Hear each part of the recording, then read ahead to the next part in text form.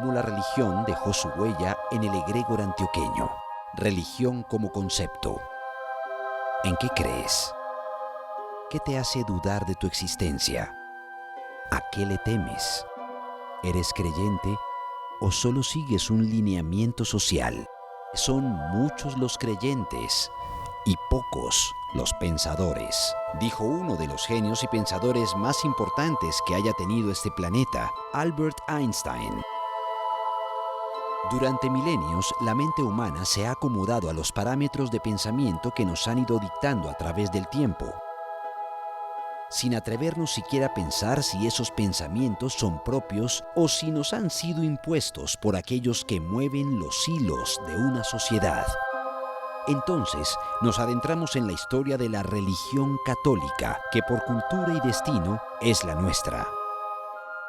Pero antes, haremos una breve reseña a través de las diferentes culturas religiosas. Esto con el propósito de entender que las religiones no son verdades absolutas, aunque tenemos la tendencia a pensar que nuestros códigos religiosos o sistemas de creencias sí lo son. La religión a través de la historia de la humanidad. Hablar de religión es hablar de la historia de los pueblos y cómo sus creencias están directamente relacionadas con sus culturas. Las religiones son tan antiguas como los pueblos mismos o las culturas que las crearon. Las podemos dividir en dos: las religiones primitivas, antes de la era cristiana, religión sumeria, egipcia, hindú, el budismo, zoroastrismo, la religión griega, romana, celta, nórdica, entre otras.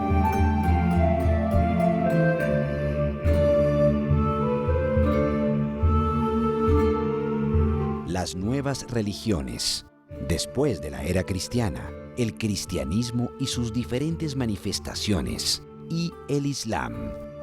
Estas dos etapas se unen en el judaísmo, pues con el nacimiento de Jesús de Nazaret se da comienzo a la nueva era cristiana, aunque es en realidad la muerte de Jesucristo la que dio comienzo a esta era. Hablar de las religiones es un tema fascinante, pues nos ayuda a entender cómo ha sido el desarrollo de la raza humana.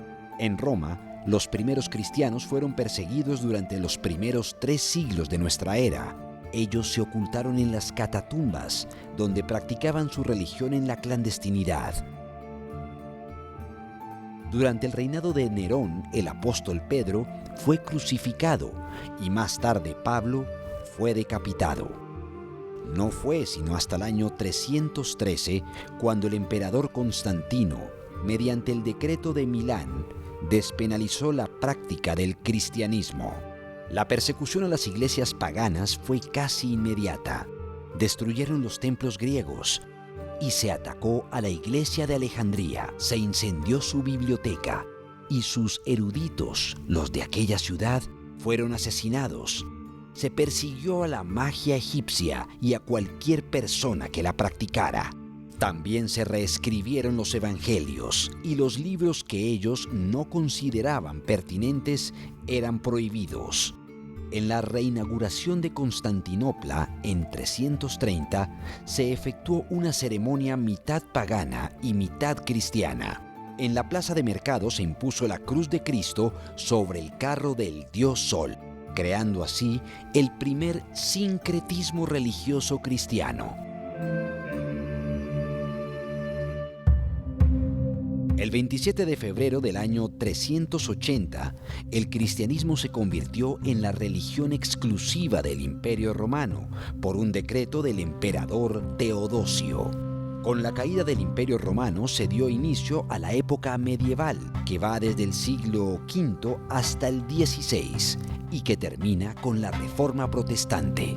Esta época estuvo plagada por una serie de acontecimientos políticos religiosos que marcaron el destino de los pueblos de Occidente, desde la invasión de los pueblos europeos, llevando su fe a los rincones de Francia, España, Germania, hasta la exterminación del pueblo cátaro. para la cual se creó la Santa Inquisición y el establecimiento de la Inquisición en España para perseguir herejes, moros y judíos. Y es en ese marco histórico que la Inquisición española, en 1492, comienza con nuestra historia. ¿Cómo marcó la religión al egregor antioqueño? Nosotros somos el producto de un mestizaje que, aunque en un gran porcentaje tiene un componente español, no debemos olvidar que por nuestras venas corre sangre indígena y en algunos sangre negra.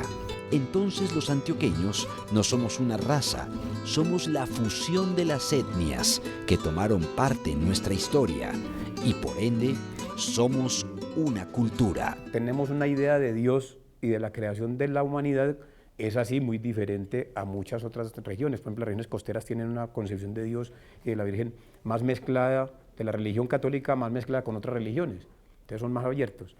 Esta zona fue colonizada, pero además de españoles, por la religión católica, con los curas más retrógrados que tuvo la humanidad entera.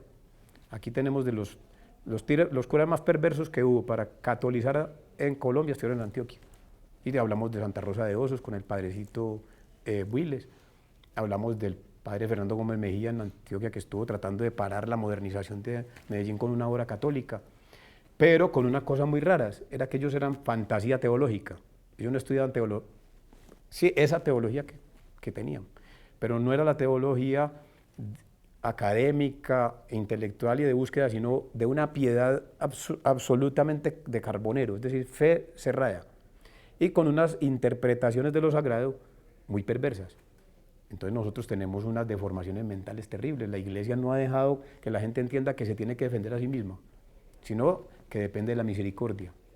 Todo ocurre porque Dios quiso así, y la Virgen Santísima. Usted tiene un accidente de tránsito y lo salvó la Virgen. Si se mató, era que es la voluntad de Dios. Si entra al hospital, Dios lo salve. Si lo médico lo salvó, fue mi Dios. Entonces hay una cosa muy rara, la gente depende de unas fuerzas externas.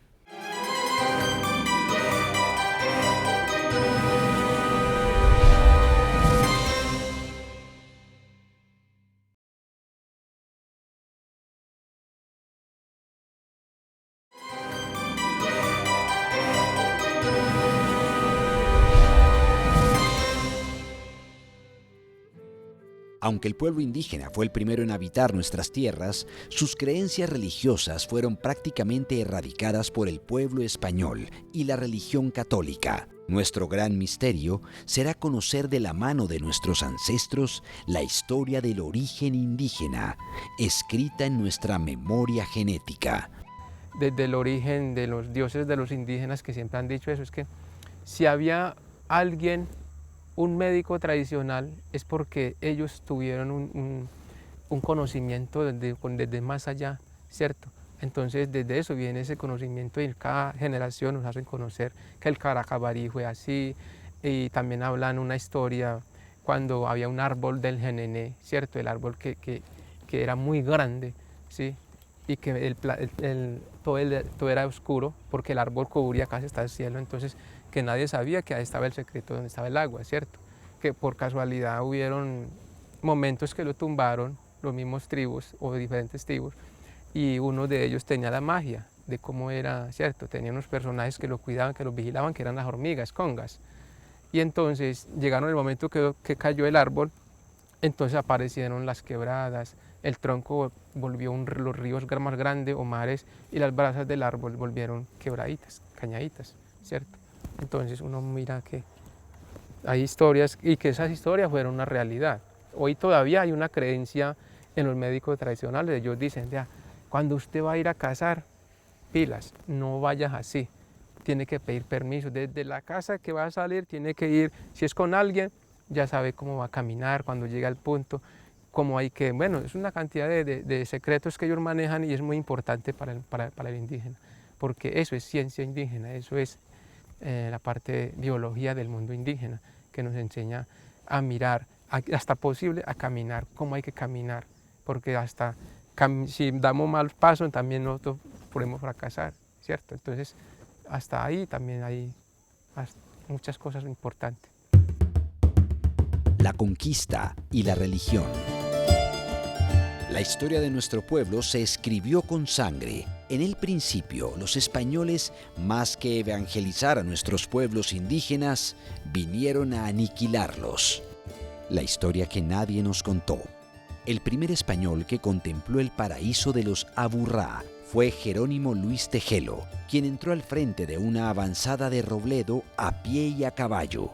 Por la narración del escribano, al valle de Aburrá solo le faltó la figura de Adán y Eva en el paraíso para ser totalmente perfecto. Lo cruzaba un hermoso río, con cultivos de maíz y frisoles. Había abundantes bohíos, frutos, animales, aves de todos los cantos y colores. Se dice que el 10 de agosto de este año comenzó el asalto español que marcó el censo del fin de los Aburrá. Luego de pasar la noche ocultos en un cerro cercano a lo que hoy es Guayabal, antes del amanecer las tropas de Robledo, a pie y a caballo, iniciaron el asalto.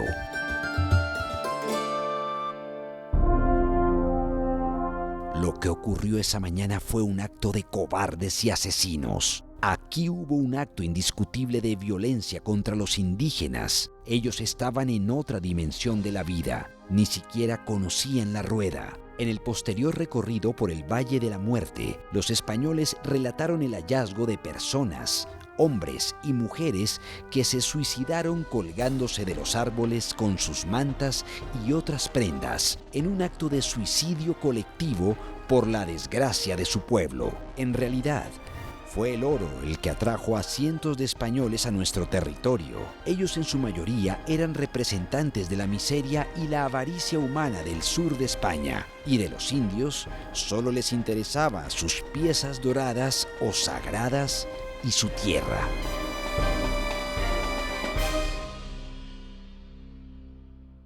El papel de la religión fue ambiguo por aquella época de conquista y fiebre de oro.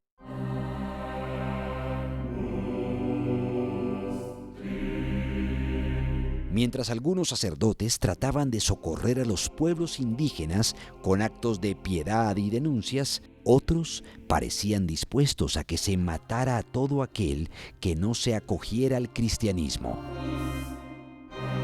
La historia de la Iglesia Católica en Colombia y Antioquia se inicia con la fundación y evangelización de Santa María la Antigua del Darién.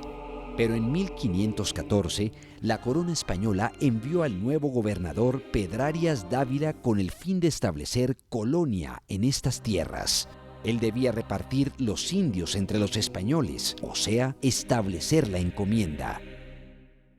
Acuérdese que de todas maneras la colonización la hacen españoles, que en Europa había 3 reductos del catolicismo, digamos, en esa Europa del siglo XVI, XVII y XVIII. ¿Cuáles eran? España, desde luego, Irlanda e Italia.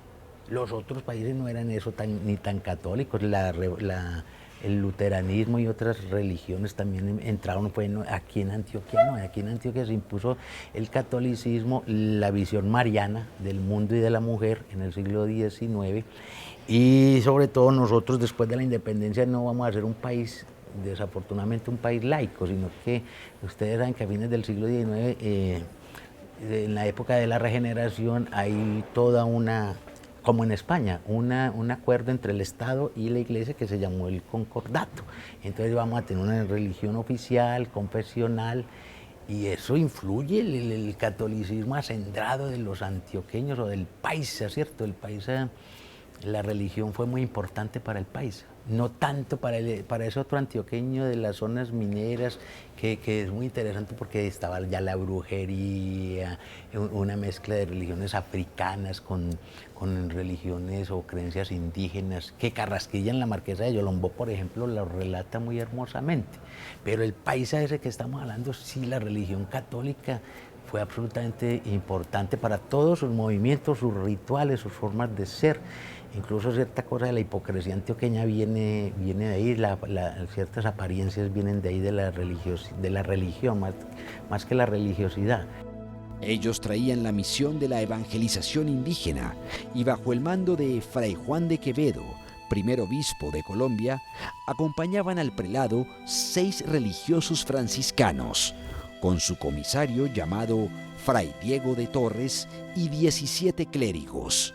Con el beneplácito del gobierno y la iglesia, se podía esclavizar y saquear a los indios. Las violaciones eran frecuentes y el mestizaje empezó a florecer en esta nueva colonia. Los españoles trataron de forzar a los indios a darles el oro y proveerlos de comida, todo en nombre de la corona. Si no hacían lo que ellos pedían, los asaban en barbacoas o los hacían despedazar por los perros. Sin embargo, a pesar de su conducta violenta, los españoles no lograron dominar a las poblaciones indígenas. La conducta enloquecida de los españoles llevó al fracaso de esta primera colonización.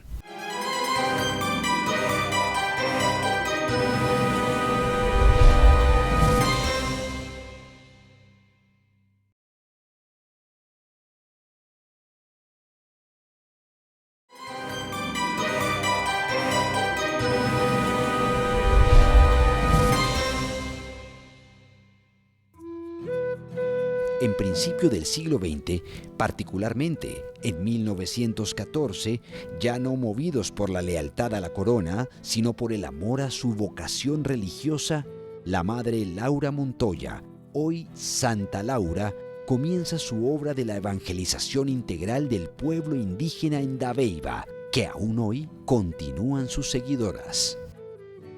La pregunta que queda en el aire es: ¿qué quieren y necesitan los indígenas para ser evangelizados?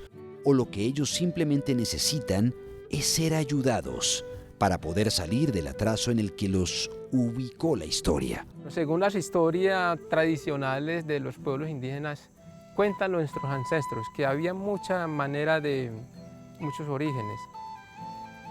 Pero es difícil contarlo porque a uno les contaban eso estando uno muy pequeñito y ahora pues ya uno con tantas cosas que uno ve, uno se confunde.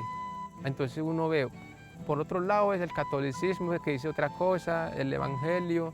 Bueno, hablando de cristianismo hay una cantidad de iglesias que uno dice una cosa, entonces uno, si uno pone a poner la atención a todas las cosas, uno se termina más confundido. Yo creo que hay que mirar desde el ser, desde cómo soy yo, ¿cierto? Y si yo soy creyente en Dios y si hay un ser supremo y que nos creó todo este planeta tan hermoso, pues yo creo que es uno solo y no hay 2 o 3 más que sean lo mismo, sino que siempre va uno solo que va conectado a todo eso, ¿cierto? Yo puedo decir que si yo veo, yo estoy reflexionando, o sea, lo que yo haga, lo que yo veo, allí está Dios, que no lo vemos ni sabemos cómo es, pero con lo que me da, ¿cierto? Entonces con la creación nada más que yo veo del mundo, ahí veo todo, ¿cierto? Que hay un ser supremo, ¿cierto? Y que muchos no lo entendemos eso. Eso es como lo que yo puedo decir. Es parte de sus derechos como seres humanos el que se les respete su cultura, respetándoles el derecho de culto y creencia religiosa.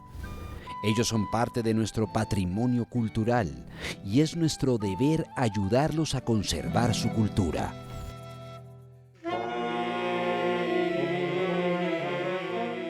La religión en el territorio antioqueño va de la mano de la forma en que se desarrolló su historia. Los antioqueños tenemos la fama de ser un pueblo muy religioso, pero contrario a lo que pensamos, esto no fue así desde sus inicios. Durante la época colonial, tratando de entender el porqué de esta situación, quizás encontremos respuesta a muchos de los mitos que se tejen acerca de nuestro pueblo. Es de anotar que la actividad religiosa de estos territorios estaba totalmente desorganizada, ya que únicamente de tiempo en tiempo llegaban a Río Negro sacerdotes doctrineros. Con la guerrilla, el narcotráfico y el problema de los desplazados, la sociedad se vio enfrentada a una religiosidad bastante controversial. Luego, las laderas de Medellín se van llenando de todas estas casitas expulsados de esa primera violencia, digamos, de los años 50. Y después viene una violencia peor, que todavía la estamos viviendo. Es que este es un país que tiene más de 7 millones de desplazados. Después de Siria, somos el segundo país del mundo en esa situación tan terrible, en ese antirrécord, llamémoslo así. Entonces también se van formando nuevos barrios o asentamientos como el de San José del Pinar entre Bello y Medellín, por ejemplo, que ahí puede uno leer todo el conflicto colombiano, en ese tipo de asentamientos. Entonces, claro, eso va configurando unas nuevas culturas, nuevas formas de ser, unas mezclas tremendas, ¿cierto? Unas mezclas tremendas. La sociedad decadente se aferraba a la religión, acomodada a sus necesidades, como queriendo demostrar que en nuestra sociedad el que peca y reza empata. Pero para nosotros los indígenas siempre ha habido un ser supremo, sino que lo interpretamos y oramos, como dicen el cristianismo, a través de nuestros ancestrales. Es decir, si yo estoy trabajando, yo puedo convocar a Dios, pero desde mi sentir, desde mi creencia, y eso es válido, ¿sí?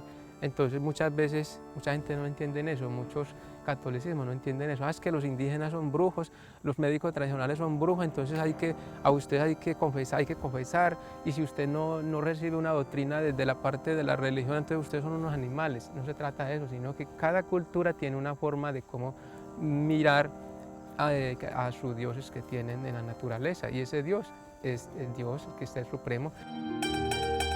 Sin embargo, sea cual sea la tendencia religiosa de cada cual, los paisas sentimos una gran devoción por la imagen de la Virgen Madre, en quien confiamos como nuestra protectora. En nuestro próximo capítulo seguiremos resolviendo misterios, conoceremos religiones, rituales que cada vez nos despiertan más interés y nos cuestionan sobre nuestras propias creencias, porque Antioquia es un verdadero relato mágico.